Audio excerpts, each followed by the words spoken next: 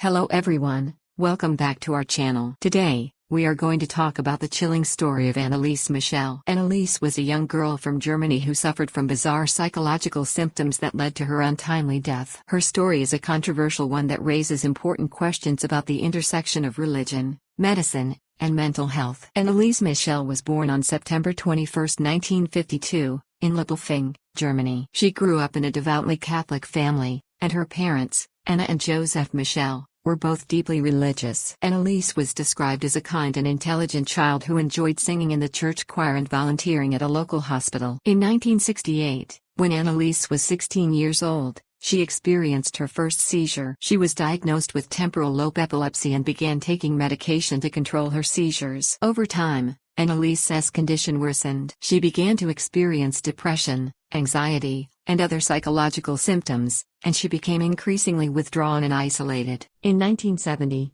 Anneliese began to hear voices and experience hallucinations. She believed that she was possessed by demons and began to obsess over the idea of exorcism. Anneliese's parents took her to see various doctors and psychiatrists, but none of them could find a physical or mental explanation for her symptoms. Anneliese's parents became convinced that their daughter was possessed by demons and turned to the Catholic Church for help. They believed that the demons could only be exorcised by a priest. In 1975, Anneliese and her parents met with Father Arnold. Anneliese's parents became convinced that their daughter was possessed by demons and turned to the Catholic Church for help. They believed that the demons could only be exorcised by a priest. In 1975, Anneliese and her parents met with Father Arnold. The exorcisms took place in the family home and were often violent and intense. Anneliese would scream, curse, and convulse during the exorcisms, and she reportedly exhibited superhuman strength at times. Anneliese's behavior became increasingly erratic and dangerous. She began to refuse food and water, believing that the demons were telling her not to eat or drink. Anneliese's physical and mental health deteriorated rapidly. She became weaker and more emaciated over time, and her seizures became more frequent and severe. Despite her worsening condition, the exorcisms continued.